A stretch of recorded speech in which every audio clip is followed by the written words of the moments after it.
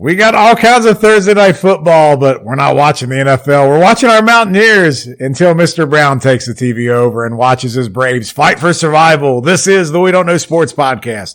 Stay tuned.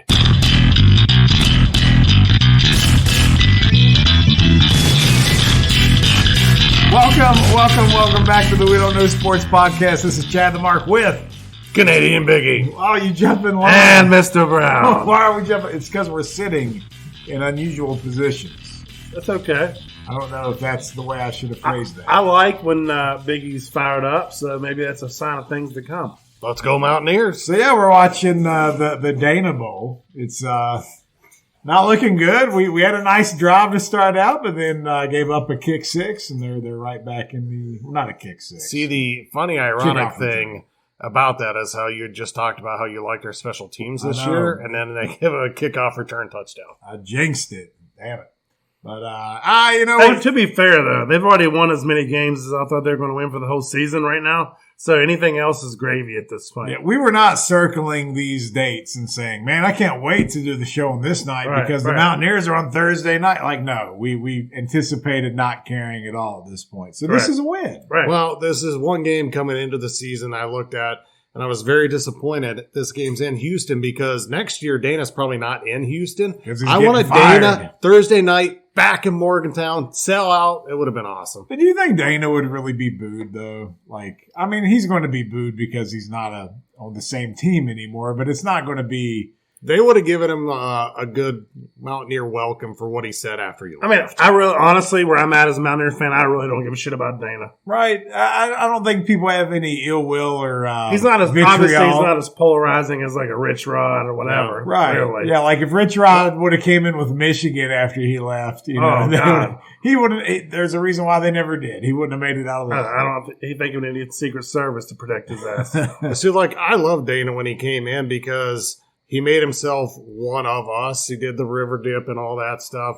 I just didn't like when he left. He got arrested at the casino in Cross Lane. Yes, he did. Yes, he was a true Mountaineer. Freaking pissing moonshine. And then he leaves and he kind of crapped on West Virginia as a whole. Is that our boy? Is that That's Fox? what I didn't like. Foxy, baby, with a big catch down the middle. Preston Fox walk on from Martinsburg, West Virginia. How bad are you, though, when it's like the third game of the season and you give a full scholarship to a walk-on freshman and then like two other receivers quit because that guy's now ahead of you on the depth chart? That's our wide receiver depth.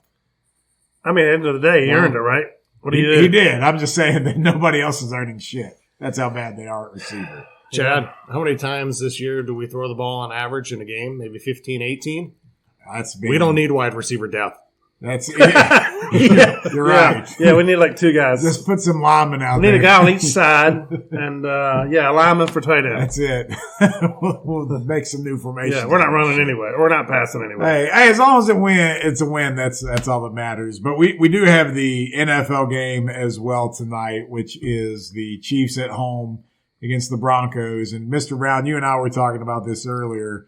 Biggie, we'll ask you because you weren't privy to this conversation. Is this game, I think it has one of two outcomes.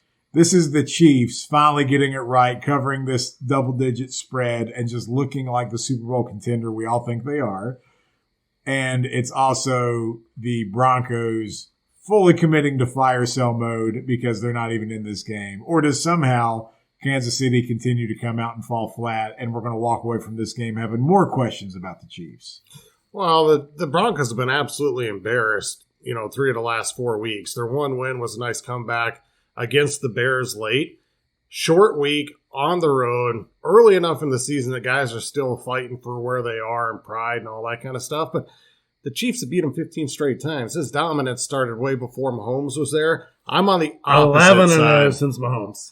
I like the Chiefs to make their first statement win of the season. Like you just said, they've been kind of squeaking by. I think they stomped the Broncos tonight. We all picked at 10.5, and then I saw it jumped up to 11 last time. So that you know what that means? That means everyone was saying, "Yeah, give me that 10.5." But to me, it wasn't that easy at 10.5. I know, but not everybody is ranked in the top 25 on NFL Pick. Worldwide, right? Worldwide. You have prestige worldwide. How does it feel, man? What happened? Did we score? Almost! Oh. C.J. Donaldson has turned back into a tight end tonight with those hands. Looking good down the sideline next to the end zone. Near the end zone. He's doing that thing where he blacks out again. Exactly. What just happened? James Carville. I have no rebuttal. He stepped out of the 5. So, going back to the NFL conversation here, I got to ask. We saw the big hype game last week, the Cowboys and the 49ers, and I think all of us picked the Niners to cover that game. I believe so. Man, is it the Niners and everybody else? Yeah, Well, I think it is. I mean, the Chiefs find a way to – no, sorry, the Eagles find a way to win, but the Niners are doing it the most convincing way throughout the league. And the fact that Randy Gregory, I believe, just signed with the I saw that. the Niners, to me, Yeah. adding that depth to that defense already, they're clear favorite. And like even if they match up with the Eagles in NFC Championship, I think the Niners will be favored by at least 6. Wow, I mean, I don't disagree with any of that. I really don't. I mean, we were watching that game, and I want to have a Brock Purdy conversation, and I know everybody has been doing that lately, but I feel like I've been saying for a few weeks, I feel like Brock Purdy's that guy. But when you watch him, and you can make all the excuses in the world for having all the help around him, but man, it just fits. Here's the thing about Brock Purdy. You want to know why he's succeeding? He does have a ton of talent around him, but what happens to, like I got Justin Fields on my fantasy team. When you play at Ohio State and you have all the top wide receivers, you don't have to throw guys open. You're throwing the best talent. Same thing happens to Alabama. We always talk about the big school quarterbacks. What happens? Brock Purdy played at Iowa State. He's had to throw guys open his entire career, right? When he gets to the Niners, good scheme, good players.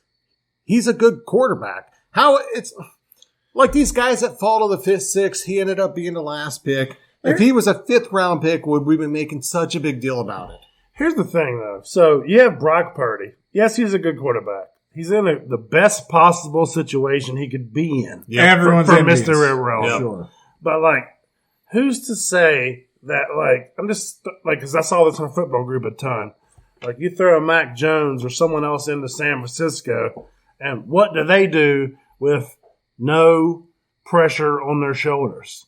Because you're not asked to lead a franchise. You're just asking not to turn the ball over. Yeah. I mean, it's kind of like the NFL version of Ken Dorsey on those Hurricane teams in the early 2000s. But that being said, like, he still is out there making all the He's throws. doing his thing. Like, he's not turning the ball over. He's putting them in a situation to win ball games. He knows the playbook. He's very established. You know how many games he's lost? 0 that he's 0. finished. As a starter. He's never lost a game as a starter. In the regular season, he's got the one against the Eagles that he got knocked out of in the first quarter. That's his only loss in his entire NFL career. Well, to what you just said, Mac Jones was the guy people thought they were going to take in the draft because he fit Shanahan's system. Shanahan wants a guy like Purdy, hits the back foot, throws the ball. I just think it's a really good fit. Here's a better situation. So you switch him and Russ Wilson. What does Purdy do in Denver? Oh, I don't think anybody's doing much in Denver. No. That's what I'm saying. The scenario also helps your hype. Yeah. It does. So I guess you're right. He came into the absolute perfect position. But you can't, I mean, and I'm not trying to penalize him when I'm going to say this, but you can't penalize him for it falling in his lap, but he's absolutely taken advantage of the situation and he's ran with it, and he's the uncontended starter there. And probably, Pro Bowl for whatever flag football game they play now. Mac Jones was a Pro Bowler. Just remember, kids. I had this conversation with someone. They were talking about, like, well, the quarterback doesn't win the game. It's a team win. And I get all that. But that being said, if you go to, like, Football Reference, you can look up quarterback records. It's going to tell you what their record is as a starter because it does matter. Like, that is. And salaries will tell you differently that quarterbacks win and lose games. Yeah, they absolutely do. So, I mean, I guess my question is with Brock, where do you put him at in the quarterbacks? Is he top 10? Is he top 5? Like, where do you have I'd put him at top 10 right now. Top 10 without looking. But I think he's near the top of top 10 just because he's so efficient. Like 7 to 10? Or he's not a gunslinger. He's not a guy I would feel comfortable like saying, it's a 2-minute drive, go win this game type player. I'm not saying that because he hasn't done it enough. No. But as a just overall quarterback, when you put it all together, I would put him right around 10. What about you, Biggie? 10 would be the highest I'd put him. Right at 10 maybe. I can think of 9, 10, 11 guys that I think are just better and would excel in that system. But the fact that he is right there and it's not an argument is a testament to how well he's taken with the opportunities he got. Who would have thought Mr. Irrelevant to this stage to where he's in that conversation? And I know what we're talking about with the system.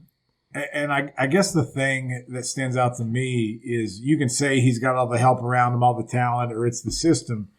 But when you watch him, does he not have complete command of the offense? He does, and complete composure. Like, there's no moment that's too big for him. I feel like the game slows down around him. You speak of composure. What I'm waiting for is to see whether that happens in the regular season or the playoffs. He hasn't really had to have that fourth quarter drive yet. I want to see what he does in that situation. That would be his moment, though. I need to see that moment. If you told me they haven't even trailed this year, they're always so far ahead. Well, here's my thing. Like, and you kind of we touched on it, but like, you have a quarterback like a Breeze, like a Brady, a Manning, whoever, right? Just a gunslinger.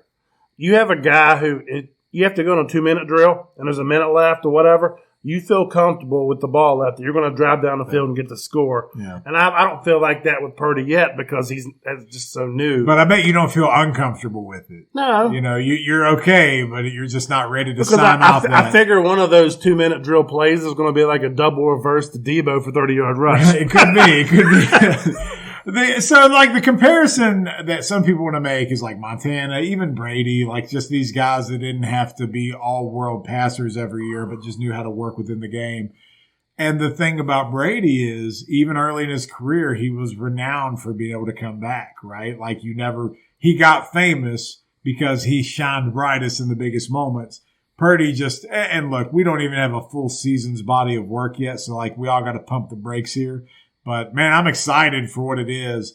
And the Niners are reinventing what good NFL football looks like right now because, to me, they are definitely tier 1.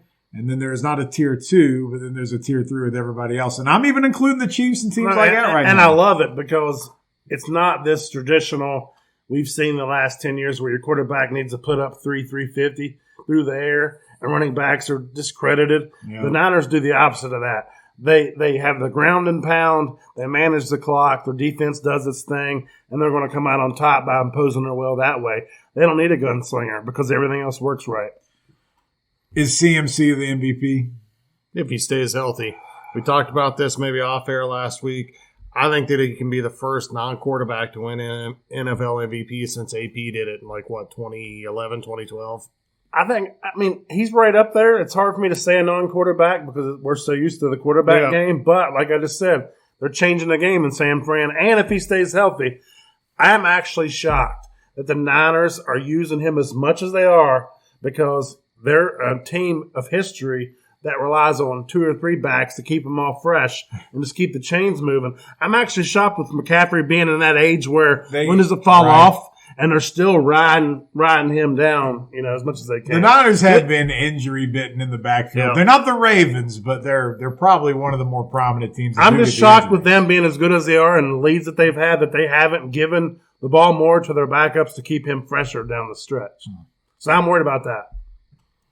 I mean, they still got other backs that are really good, though. I mean, it's not going to be CMC. But I'm just saying, when you're in control of a game, why not pull him a little bit? Because he has a history in the last 5 years of getting hurt. All right, you're right. So that worries me. I don't know. I mean, but he's a freak of nature. I've thought the same thing, like in week 2, when Elijah Mitchell got 1 carry, and I'm like, what are you doing? That's not a bad back to go to, right? But you're gonna run your start for a lot of teams. It's a longer season now too. Yeah, maybe that's how he's getting acclimated. I don't know. Any other just takeaways so far? I know we got our NFL Stone Cold Lead Pipe locks that we'll do with the other show, but just NFL in general before we jump off of it. Mongo should be joining us here soon. I think he updated his ETA that he might be here within the next 20 minutes even. Just to put a cap on the Run CMC, he's got 99 carries on the season. The next 3 guys behind him are Mason with 16 carries, Debo with 16 carries, and Elijah Mitchell with 16 carries. So, yeah, that's a big. Clear, all of them combined. No, clear bell cow, and San Fran don't do that. And he's not known as a bell cow. He's known as a guy that gets the ball a lot. But not that many with carries. We got Niners fans in the audience. They're listening closely. Otters fans. Yeah. They come as soon as they do this, they're coming out of the woodwork from everywhere. Hey, you know what? They had a couple of those rough years. I know what it's like to come out of the woodwork. So, hey, are you feeling like the Bengals might have righted the ship, or is that too not at all. Need another week to to see it. Need another week to see it.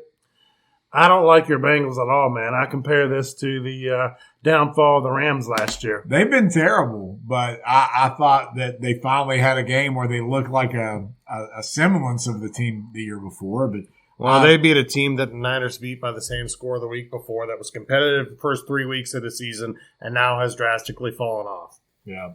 So don't take too much from it. I get it. But the fact that I saw Joey Burrow scrambling and rolling out of the pocket and running for first downs. He looked healthy. Your offense looked healthy. And they were saying Jamar Chase doesn't have a touchdown all year. He racks up 3 in one game. I'm a little optimistic. Here's the thing. We're not there yet, but the lucky thing for you is that division's wide open. It is. I really needed the Ravens to lose, and somehow the Steelers, who snatched victory from the jaws of defeat 3 different times in that game. That was I'm telling you, like the Steelers, they still find a way, and give the credit to Mike Tomlin because they still find a way to scratch and claw and get the wins they shouldn't get. But to me, that division is wide open, so that's the only thing that's leaving it open for the Bengals. Dude, the Steelers are like the Bizarro Superman version of the Raiders. You know, like they're not great, but they're going to win games they shouldn't instead of just being terrible. And the Browns' defense is much improved. So I'm telling you, watch out for the Browns down the stretch. Is my opinion. The Browns is where I was going to go because Deshaun Watson was ruled healthy enough to play in the last game, and he chose to sit because he said his shoulder hurt too much. They took a little too much hair from the waxed butthole. They played the Niners this week, and the spread was at 5 and went to 5.5. The reason it's there is because they think he's playing. He hasn't been declared in yet. So that defense is dominant. They won 27-3. They looked great. Division's wide open. What are you getting with Watson? Any of the 4 teams in there wins that division at this point, seeing what we've seen through 5 games, you wouldn't be surprised. Yeah. I mean, it's up for grabs. It's there for the taking, Chad. Just go get it. What about the Bills laying an egg after getting a huge win? Because we all love the Dolphins. Do the Dolphins have the best offense in the NFL? Arguably. Yeah, they're one of the 3 best. In the conversation. Right. So they go up to Buffalo. Buffalo takes care of business. And then, Biggie, you predicted it very eloquently because Jacksonville stayed in Europe on a different He said it, continent. didn't he? He did. And they stayed there all week, and then the Bills came in, and 48 hours before game time. Yeah. 54 hours before game time. We did this last week on Lone Wolf to Jags for those 2 reasons. The Bills got really up for Miami. Then they had to take the trip across the pond. The Jags had already been there for a week. It's their de facto second home. There was bound to be a bit of a letdown. If you watch that game, the Bills got going late in the 3rd and in the 4th, which is about noon, when most games start, not 9:30 in the morning. Right. So I would expect the Bills. So that's an outlier for them. Does Trevor Lawrence want to move to London? No. Why? He doesn't like falafels. Oh, that's not British, is it? Falafel's like a Middle Eastern type thing. No, falafel. Falafel? Yeah. That's the same thing. Flapjack. That's not what a falafel is. Candy corn. What? What are you talking about? I thought this was Greek. More is Greek. That's what I'm saying. It's like Mediterranean. I don't know what the hell Biggie's talking about. When he got off the plane for the first time in London, he looked around and they said, there's Big Ben. And he said, we got clocks in America too. Do we though? We don't have anything like that. So, I'll talk about something else. Is there a team in London this week? Yes, there is. What's the game? Was it London or Germany? Is it still London? They're doing Germany too. Tottenham. I'll discuss it during picks. So which week? Who's the teams? I don't know. I'll look. We'll figure it out at 9:30 on the schedule. It's fine. We'll keep rolling. All right, so it's the Titans and Ravens in London. The Fighting Mike Vrabels versus the ferocious Velociraptor John Harbaugh. I hate the AFC South. I hate all those teams. I hate the AFC North. That's fine. Because I had to watch it growing up on local TV, and it's been dog shit. You didn't watch the Ravens, though. It was the Browns back then. It was dog shit my whole life, and I've been scarred for that. I'm watching bad football over and over and over. Speaking of bad football, did you see how many touchdown passes the Ravens dropped last week? I saw. I think Bateman had 2. According to Andrews my had son 1. Isaac, it was 13. He so felt bad. like it was 13. So I think one thing we've realized from this London game, whatever you think's going to happen, pick the opposite. Possibly. That's what happens. I mean, Biggie actually had good logic with like Jacksonville making a home over there, but I don't know what to deduce out of these two teams. I'm just going to give you a preview. Given the fact that Baltimore's supposed to win, give me the Titans. I mean, that might be the way to go, but we'll do that on the other show. But, are you thinking they're ever going to put a team in London long term if they're going overseas this much now? Is that going to happen in the next 5 to 10 years? Maybe in 10 years, but you'd first have to have a franchise willing to do it. You do, Jacksonville. Then Why you're not going to have expansion. Well, Jacksonville, Shad Khan, their owner, has already said that he'd love to move his team there. The second part of it, you're going to fight the players' union. Who wants to be drafted? And you're from Austin, Texas. You went to play at Texas. Now you're drafted in the NFL, and you're supposed to live over in London. I think that's a great thing. Yeah, I mean, does the NBA do that with Toronto? I mean, it's a different country. So what happens when a player can't get a passport because he's got a felony? What happens in the NBA when that happens? What happened in Major League Baseball when that happened? It's true. It's not like it's own sport. The other sports have it right now. Maybe don't have players that commit felonies so they don't have to sit at home while you're over there. The two sports you go. just mentioned, the Major League Baseball and the NBA, they don't have a team that's home base is overseas. They play international games just like here they do, but you don't have an international team with a home. Yeah, you do. Toronto's talking about the Blue Jays and the Raptors. Fucking Canada, get out of here with well, that it's still bullshit. the same rules. How's it different? Same international different. travel. The travel's different, but the same international travel is The different. rules That's what I'm apply. getting at. The rules still apply.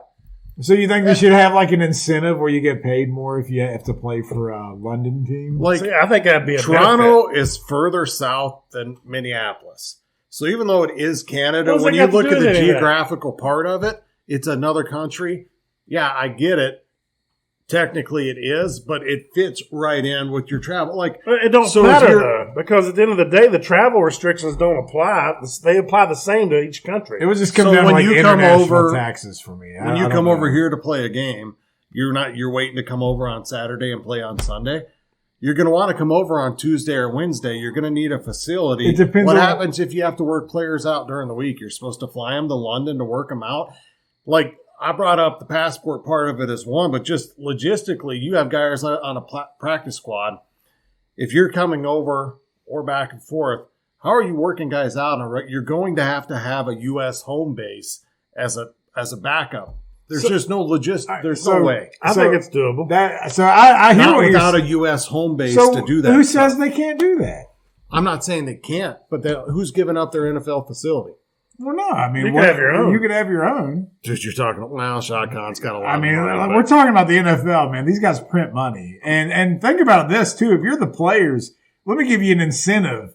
I believe if you're on the London team, you still get the NFL stuff that you can do marketing for and whatnot. But imagine being the face of the NFL team over in London. I agree. Like the amount of advertising. Now you're the sponsorships. face of a whole Right. continent. Now you're competing against soccer and things like that. But as far as like NFL money goes, that the league makes more money. But over there where you're just that one team, those individual players might be able to make some money. I'd like to see if we expand by 2 teams that like London gets one or a team moves and then we get 2 expansion teams here. Yeah. That type of thing. I mean, do you feel like they need to do like a pod over there where you have like a couple German teams and a London team so the travel's not so bad?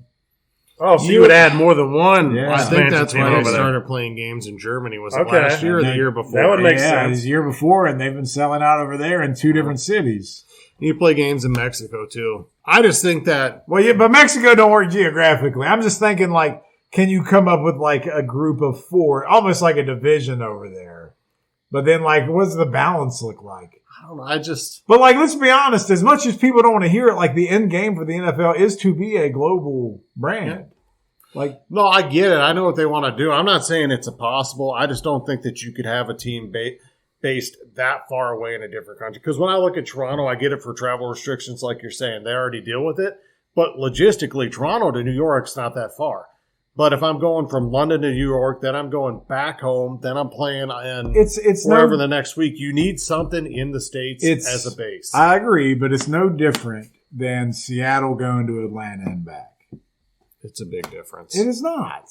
It's not a 15-hour flight from Seattle to Atlanta. It's a not 15-hour flight from Atlanta over. No, it's 12 not. hours. What? I don't believe you. I'm looking at it. It's a good bit. London to, my man Mongo in the clutch here, bringing us some goodies. London to New York flight time.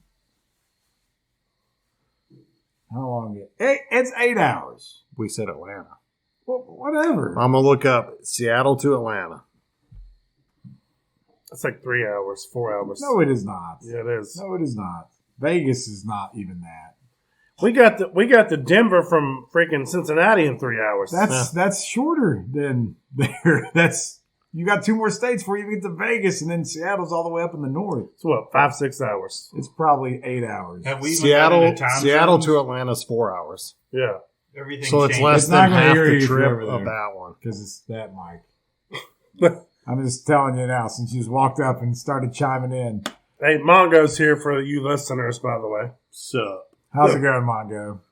it's going fantastic. The flight, so Fantastic. using Seattle as a gimmick here, I went Seattle to Atlanta. It has it as 4 hours and 10 minutes. Atlanta to London, it had it as 8 hours and 15 minutes. So you're looking at double the flight time. I'm You saying said that over 12. the course of a season, that's going to line up and hurt you. My point is, if they're able to do a bunch of stuff on the East Coast, it's not nearly as bad. But to your point, if But you're then going, it limits it. You know what I'm saying? It does. So that's why I was saying you have to have pods. All I'm saying is the flight isn't so bad that if you were playing Buffalo, either New York team, the Patriots, But we the talk about it Steelers, not the being that Eagles. bad. But the NFL experts, when you listen to them, they'll talk about a team taking a West Coast flight to play a noon game on the East Coast being a big deal because it's an early start. I think that for the team based in London for home games, once they become situated, it could be, if you're a good team, a major home field advantage.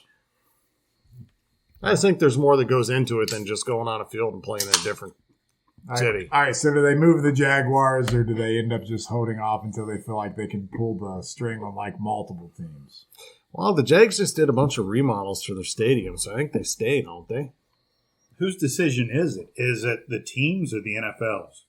Well, the NFL has to approve it, but it depends. If it's an expansion team, that's his own ball game, right? But if the Jaguars, we just went through this with the Raiders, right? Like the team has to apply for a transfer to a different city, and then the league has to approve it. And does everybody have to approve it, or is it just like? But would you really want to have an expansion team over there that's probably not going to be that good? Is that your best ability to draw? Could you imagine fans? putting an expansion team in London and they're like as good as the David Carr Texans were? Yeah. They'd be calling them the London Silly Nannies. Yeah, do they follow at that point?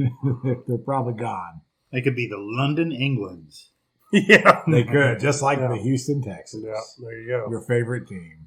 Best franchise in all pro sports.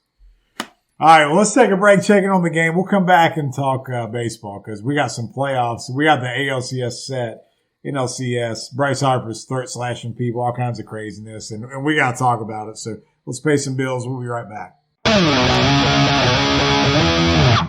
Big Timber Brewery and Tap Room is located in the heart of Appalachia, Elkins, West Virginia. Their name pays homage to the surrounding forests and the industry that built the community.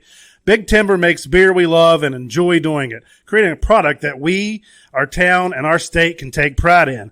What started as a dream became a reality in 2014 when their first keg went out the door. Their commitment to beer and community continues to grow stronger every day. Pick up a pack of Big Timber at your local store today.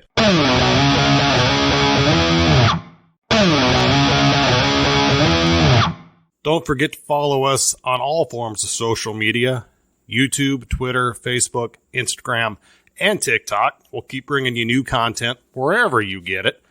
Special recognition to Mr. Brown's Labor of Love, a growing Facebook group, America's Pastime for the Love of Baseball.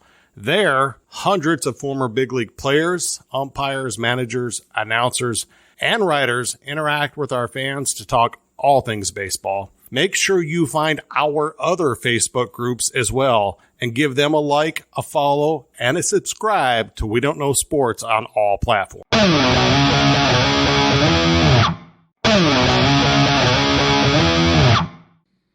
Mr. Brown, I do appreciate the hospitality here in the man cave as we're still watching our Mountaineers here in the background. It's 10-7. It's exciting first quarter, slower second quarter, but we're not watching the NLDS right now. The Braves and the Phillies are going to be going at, what's this, game 4? Yeah. It's 2-1 Philly. And you're not really upset about not watching it because you're kind of uneasy, a little anxiety here. I've got anxiety. I'm a little uneasy, and I'm also right now at the point with the Braves playoffs against the Phillies. I feel like Randy Quaid in Major League 2. So I need Strider to show me that Wild Thing is back, and then I might rip that jacket up, like turn it back regular side, and I might be chopping again, brother. So just with the Major League reference, you did have Jobu trying to help you out. And it's like it's 50-50 so far. Yeah, so we got Jobu down here in the man cave. I gave him his drink and his cigar yesterday, and it worked the previous game. This past game, not so much. But Bryce Harper, he did have his bat woke up. He did. His bat was very loud. Bryce Harper's a whole vibe, man. And I know this is hard being a Braves fan, but Bryce Harper, postseason, doing what he's doing. This is one of the best things you could possibly ask for baseball. Bryce Harper's the man, obviously. Like I posted on Facebook today, and people wanted to, deny it, and they're liars. I was like, anybody would want this man on your team. I did the video of the first home run without the commentary, and it was amazing. Like, the first comment that popped up on social media was, if there was anybody to tear their Achilles, it needs to be him next. And I was just like, Jesus, man. It's like, what's wrong with Bryce Harper? You can say you hate him all you want, but the second your team trades for him or signs him, you're going to love him. So I don't want to hear that crap. I feel like the Orlando Arcia comments that were made in the clubhouse after he got doubled off the end game said it wasn't intended to be heard by other people. But, he didn't say nothing against Bryce Harper. All he said was, attaboy, Harp, and laughed about it. But, that's nothing incriminating. But, hey, man, if that's what people do to try to psych themselves up, I get it. You try to take whatever you can. That's all the dude said. It was nothing worse than you'd hear in a pickup game. That's way less than a pickup game. And then all of a sudden now, every time he's running second base, he's staring him down. Staring a hole through his chest. And I'm like, that's not – it's bulletin board material, but it's you know what I mean? So the Braves going to beat him tonight? I think they should walk him all 4 times and it needs to be 0 for 0 in the box score. No high inside. Now, at the end of the game with the reliever, when the game's out of sight, now you hit him in the back. Okay. We're about to find out what they want to do with him because your Braves went 1, 2, 3 in the top of the first. You got to love Bryce Harper. I don't care who you are. If you're a baseball fan, blows his elbow out, just DHs. Hurts it again? Oh, I'll play first base. I was a catcher in high school. Anything I can do to get on the field and help my team, I will do it. He brings that energy. You watch him at first base, and he don't seem like he seems like he's been playing there for 20 years. Natural. Yeah, he's smooth. He's a ball player. Yeah. I'm just telling you, throw him anywhere. A lot of times when you get the guy who's the best guy on the team and the highest paid, he isn't also the most enthusiastic. And Harper, if he isn't the number one guy for the Phillies, he's tied for first or whatever. He's always yelling, freaking out, pumping fists. No, he's definitely the face of the franchise for the next decade. What a bargain. All these big contracts that have been happening, and you're right, he is the face of the franchise. Well, he's right there somewhere with the Machado contract. Yeah, but for what he's giving you now, give me Bryce Harper all day. Yeah, I don't think nobody's regretting that contract. No, I don't think they're regretting the Machado one either at this point. But I'm just saying, he's fit in there. Philly's his town now. It's the Nationals are an afterthought as far as his time there. Yeah. He's firmly entrenched there. The other thing about Bryce Harper that every fan of every team wants your stud player to do, he performs in postseason. Guy's a baller. There's no moment that's too big for him. No, if anything, it's the opposite. The bigger the moment, he's got the Jeter effect going on.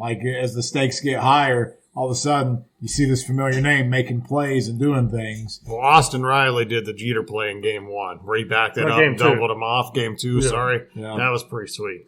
That was his Jeter moment. It just wasn't as big of a stage. Yeah. So are you still confident the Braves walk away with this? I think the Braves win tonight with Strider going. And that means we'd have Game 5 Saturday. And then, Saturday in Philly or Saturday in Atlanta with Max Friedel out. I know he was off because he hadn't pitched in 17 days on Game 3. How bad do you hate the bye? I hate it a lot. So if it were Max Fried pitched. I thought he pitched Game 1. He pitched Game 2. It was Game 2. Oh, okay. It was Game 2, sorry. Strider pitched Game 1, then it was Fried. Yep. If I had it my way, there would need to be two things that happen. All right, so if we're going to leave it the way it is now, the only issue I have right now, if we're going to leave it the way it is now, there needs to be playoff reseeding after each round. You said that you asked a bunch of people, social media shout out, America's Pastime for Love of Baseball. I even put it on my personal feed. A bunch of pros and whatnot are interacting with you. What was kind of the consensus some of the players and former players were telling you? And a lot of pitchers chimed in that Matt Latos was like, they're fine. This week off is a bonus for them. He said you play 162 games and see if you don't want a week off. Well, they play 162 games in 180 days. No, I get it, but like wanting a week off and wanting to win the World Series are two different things. And a week off versus a day off is a well, here's where me and you differ on this. I agree that baseball is completely a game of rhythm, and that they call it reseeding. But when in the NFL goes to wild card weekend, we don't know who's going where the next weekend till it's over. The lowest seeded goes to. So the Braves shouldn't be playing the Phillies; they should be playing the D-backs. Well, and not that was an easy out because they just swept the Dodgers. But I'd rather have the D-backs over the Phillies. You were the best. You had the best record. You're the one seed. You play the lowest. But the other part of it, where I differ from you, is I look at the Astros. They had the week off last year, stormed through, won the World Series. Week off this year, they're right back in the LCS. So I don't think it's just necessarily cut and dry with the week off. Yeah, but I mean, I see your point. I just think, listen, the teams with the top 5 records this year in the playoffs are 1-12. Yeah, but are you surprised that the Orioles lost to the Rangers? No, but like the fact that they're 1-12. We're talking about the Braves, the Dodgers, the Orioles, the Brewers, and who am I missing? The Rays. The Rays are out. Yeah. One team has got to win in the playoffs, and that is the 104-win Braves team. But I'm not surprised by the Rays. The rest I'm surprised by. There's 5 losses in there wrong, baby. that don't surprise me for a second. The Rangers took 2 from the Rays, 3 from the Orioles, and they're better than both those teams. I don't care what their regular season records were. But with baseball postseason, a lot of times it just comes down to those pitching matchups and if those pitchers are hot. And to your point, I get it. And as a Braves fan, I totally get it because this is the second year in a row that this is just kind of stabbing you in the back. Well, and the Braves, for whatever reason, have never beaten Philly in a playoff series. They beat them. They outscored them. They won the season series 8-5.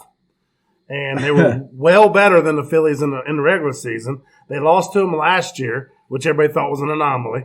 Well, this year they're losing down 2-1. So to me, for whatever reason, Philly's got their number. I know. But I'm telling you, the better teams are the teams that withhold the 162 game season. Now, a team can beat somebody in a 5-game series. That don't mean they're better. Yeah. That means the matchups are better. Should they do a 7-game series instead of 5-game here? I'd be fine with that. Because now you can't hide it. I'd be fine with 7 too. I think a really good team like Philadelphia or another team that's really hot could still win a 7-game series. I think what would change is that the Dodgers, who they don't scare anybody. I get it. They won 100 for 4 straight years, but we talked about it. Their starting pitching isn't scary. You run Kershaw out there. They probably would end up winning in a 7-game series. I get it. They got swept, but I think that it would take out some of the top end losing, but not all of it. Because sometimes you just run into a hot team. I guess my point is, and I agree with you, I feel like the regular season champ over 162 games should mean something. Yeah, and that's where they need to regardless, not saying the Diamondbacks are an easy out, but you shouldn't be playing the Phillies. You should play the Diamondbacks because they're the lowest seeded team remaining. Right. It's not that hard to do. I'm good with the reseeding thing. That stuff's fine. But I know this much. If Atlanta finds themselves with a bye next year, they'll tank at the end of the season to avoid it. They'll be like, I'll be damned if I get in a bye. We know how this story ends. Go in as a wild card. The other thing. It's not even, I don't mean to cut you off real quick, but the thing is that it's not even just the bye, Chad. It's the fact that the Braves have been coasting for 3 weeks out of September. Yeah. They haven't been fighting for anything. Whereas you have the Phillies who've been fighting for their bye in the postseason. You have the Diamondbacks are fighting just to get in.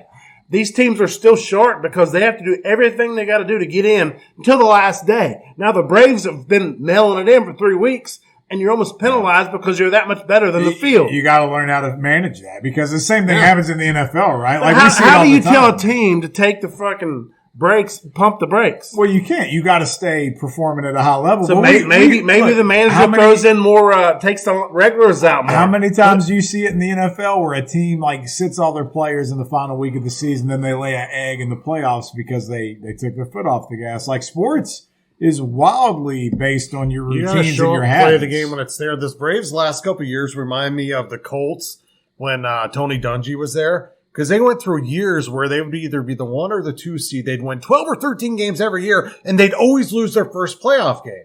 Yeah.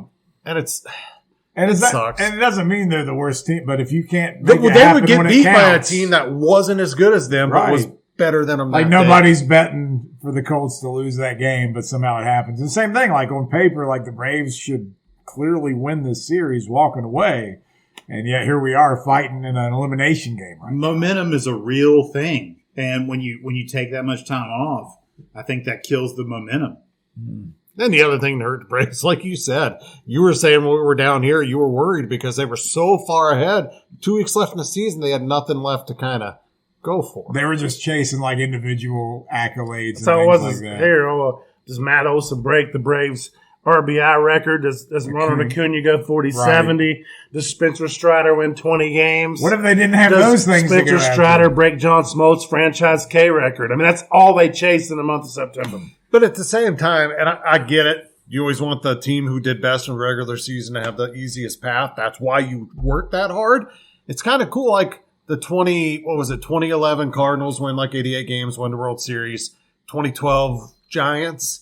2014 Royals lost the World Series, but they were the wild card. Who was the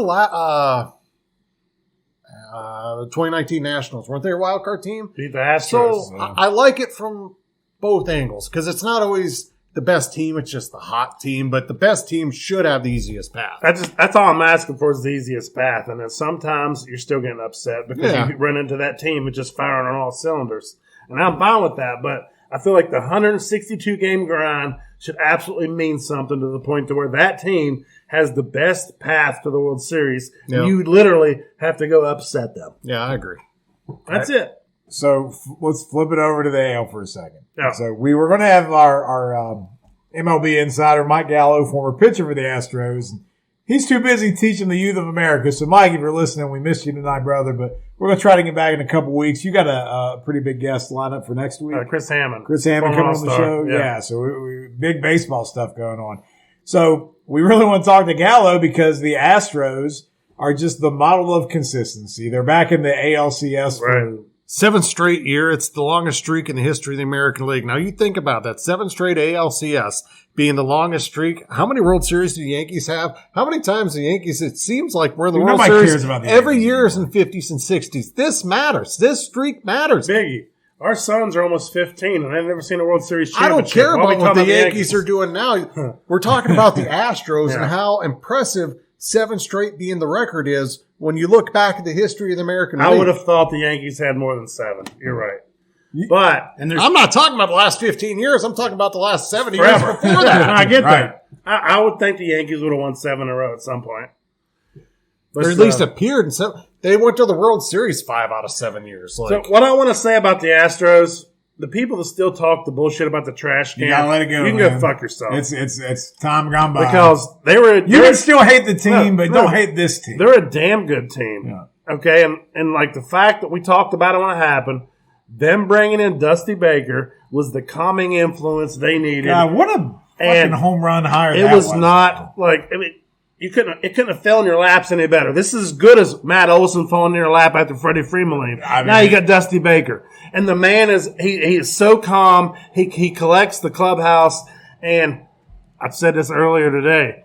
When is the last time that we've had an ALCS or NLCS with two managers that's already above 2,000 career wins against Dusty Baker and Bruce Bochy in his first year of the Rangers? I don't know Texas. if we've had one before that they had it at the time. The only thing we could come up with was like Cardinals Braves with La Russa and then it Bobby probably Cox. happened with Cox and Torrey, maybe Cox in the and World Torrey. Series. But maybe they didn't already have the Right. 2,000. They got there, but at the time, maybe not. So this is unprecedented Very times. significant. Yeah. So I've been high on Bucci from day one. Bucci. He's bougie. Yeah, I've been high on him from day one. So I thought they would make the playoffs. Now, did I think they would be in the World Series, which I think they're going to beat the Astros? All right. So, I mean, that's where I wanted to get at. So this one hasn't started. I think game one is it tomorrow? Sunday. Sunday? Oh, they get that much time off. So they're both going to be coming So in they can set up the rotation. rested and all that. I think the Astros have 3 off. The Rangers have 4 off. Yeah. When I look at this series, and this may be where you're going, the Rangers this year had more blown saves than saves. And that's the reason they went from being first in the division to having to fight for a wild card spot. Back into their bullpens look good. I like Mr. Brown saying there, unless that bullpen gives out again, they beat the Astros. It's hard to predict this one for me, just because the Astros, man, they just keep showing up. They keep making these appearances. They've been here before. I know Bochy has. Bochy's been here before, but the Rangers have not. So, like, do they get blinded by the bright lights at all? They don't, because look at their pedigree. So they've gotten to the ALCS, right? And Scherzer now will be activated for the series. I'm not saying he'll go more than 3 innings, but he's there. You got John Gray, who hasn't been pitching. He's now back. The Rangers legitimately have 7 to 8 starters that they can plug in on any given day. And at this time of year, if you have that kind of depth, I like your chances. The Astros, there's probably not a team that's been looked at more since the scandal than the Astros, and they're still there. Yeah. There's not a team more scrutinized, more looked at than them in a negative light. But they're still there. Yeah. They don't shy away. However, the Rangers kicked their ass in the last series they played in the regular season. Just spanked them. The games weren't even close. They were blowouts. I don't know how it's going to be any different. You're going to the Rangers as well. I'm going to the Rangers. I'm taking Rangers in 7. When is the last time a team went to the World Series 3 straight seasons? Has that not happened since the Yankees in the late 90s? Probably not. So the Astros win this series. They lost to the Braves. Then they beat the Phillies. Or beat, oh goodness gracious. Lost it, won it. This would be their, they beat the Phillies. This would be their 3rd straight World Series. It just, they're going back. If they win. What I'm getting at is this century, we haven't had a team that's been this good for this long. No, they're the form of the dynasty for sure. I got Houston, man. I just can't go against them. I think it's going to be a good series, but you're probably right about 7. I mean, it's just, I think it's razor thin margins here on either side, but I'm just going with the perennial favorite that's always in this situation. They just keep finding the damn way. And I think Bochy's a better manager than Dusty is, but I don't think it's going to matter. That's just on my confidence level of a 1 to 10, it's like a 2. Like, I'm not putting money on. But how fun is it to see 2 Hall of Fame managers going head to head with that chess match? This is going to be a fun series. It is. I mean, it's. I think the NL is going to win the chip, though. Am I wrong thinking that? I agree. Well, I would have agreed, but I don't know if the Phillies and the D-backs, if it's them two. I like the ALCS. Yeah, honestly, I think unless the Braves are there, I think that the AL will win. I'm just being honest. Okay, I was thinking whoever comes out of the Braves, and I don't like the Phillies advancing. Because for whatever reason, the Phillies have that sense of urgency against Atlanta. It's not the same against everybody else. So you think they kind of get the letdown afterwards? No, I think, like yeah. They got Atlanta out if of the they way? beat Atlanta, that's their peak. Okay. They're premature ejaculators. They might be. That could be the case. That's the Phillies. Throat slash and all. Yeah. I can relate with that. Oh, shit. Well, I'll tell you what. We got to get to our NFL picks here in a minute on the other show. But, Mongo, I'm going to give you time. You always have some interesting little tidbits and stuff to bring to us. But I wanted to ask, we don't talk wrestling every week, but we talk pop culture, things like that. I got a little bit of news I saw today, and I just kind of chuckled when I saw it.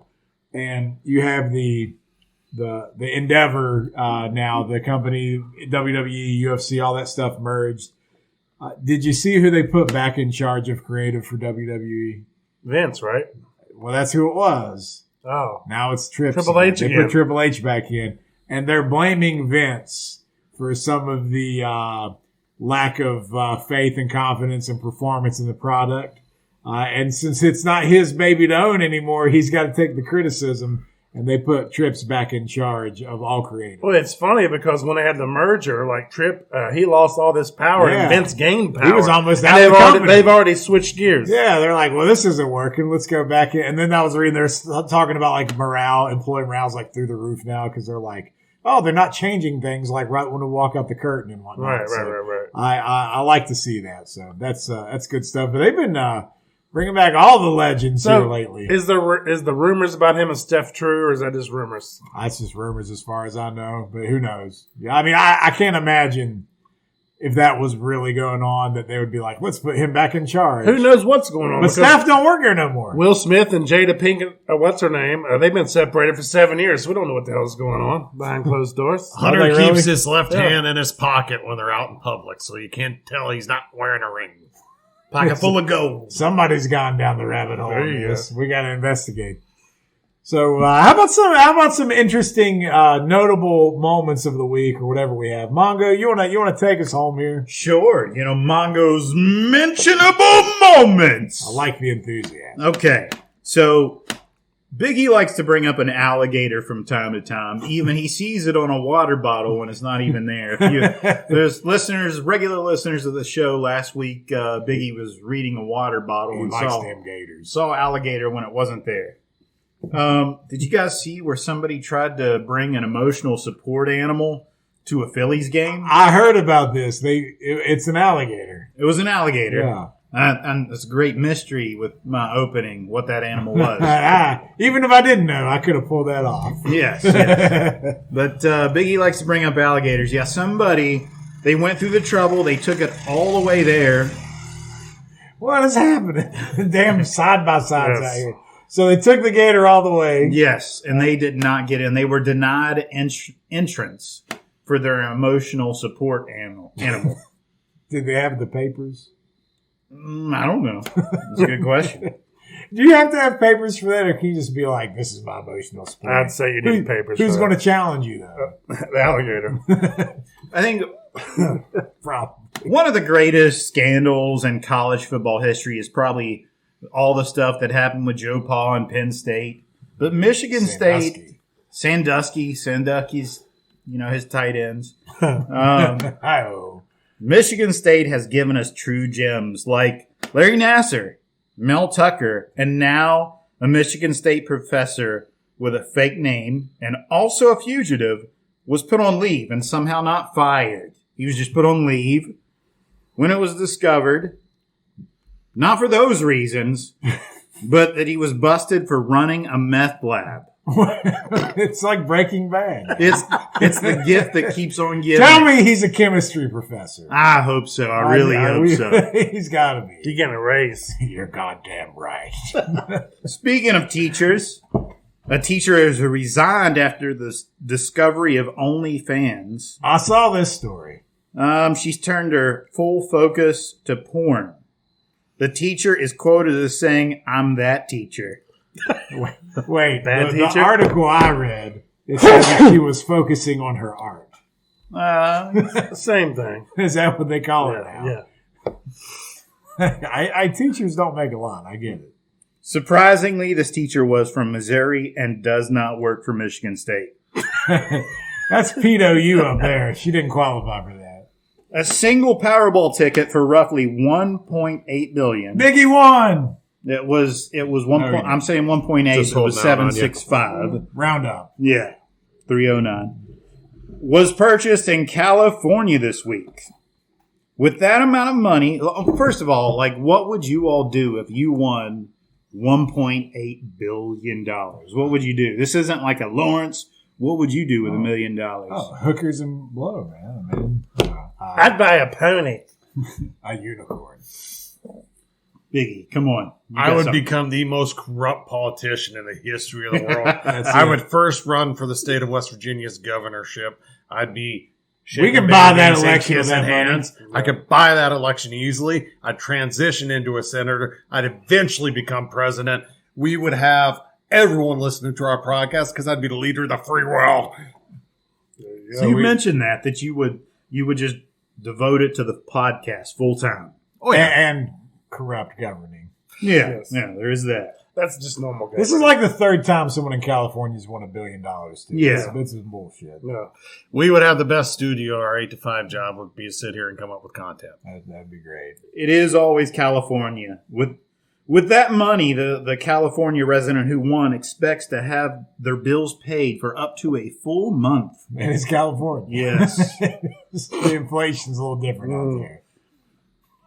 A British Airways pilot and married father of one was fired after an all-night bender featuring an orgy, large amounts of alcohol, and snorting cocaine off the breasts of topless women.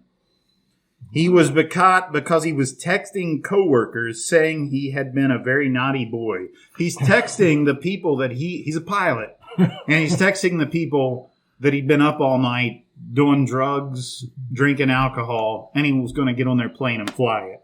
So he's like telling his co-pilot and the stewardess or whatever, the flight attendant. Right, on point. Insensitive word to say stewardess. After stating he'd been up all night shagging, quote, shagging for ages. Yeah, baby. He attempted to board the plane to fly when one of the people he had been texting turned him in. I mean, he's probably a little worried about his life being in his hands. He's no Sully. No. Allegedly, the man has been offered a nice job at Michigan State. I don't know if he meets the criteria either, but he's knocking on the door. A 104-year-old woman has become the oldest woman to skydive out of an airplane. Did you guys hear about this? I did. Did she survive? She survived for For a minute. For like a week. Did she really die? She died. What? Yeah, right afterwards. Yeah. Shit's all she wanted in life was just to skydive. Then she was ready to let go. This is the end. She was strapped to another person. So, like, when they hit the ground, it was him taking the brunt of it. Oh. Yeah. In related news, allegedly, an airplane jumped out of Dan Campbell this week. And that, ladies and gentlemen, is Mongo's Moments. You had to get the Dan Campbell connection in there. All right, well, ladies and gentlemen, that'll do us all for this episode of the We Don't Know Sports Podcast. Make sure you subscribe wherever you get your episodes of podcasts. We will be available with our NFL Stone Cold Lead Pipe Locks of the Week on the other episode this week, so make sure you check that out as well. And we'll be back same time next week. Make sure you check us out as we bring on Mr. Chris Hammond, former MLB All-Star, next week with our baseball conversations as we get closer and closer to the World Series. We'll see you next time. Have a great weekend. Until then, bye-bye.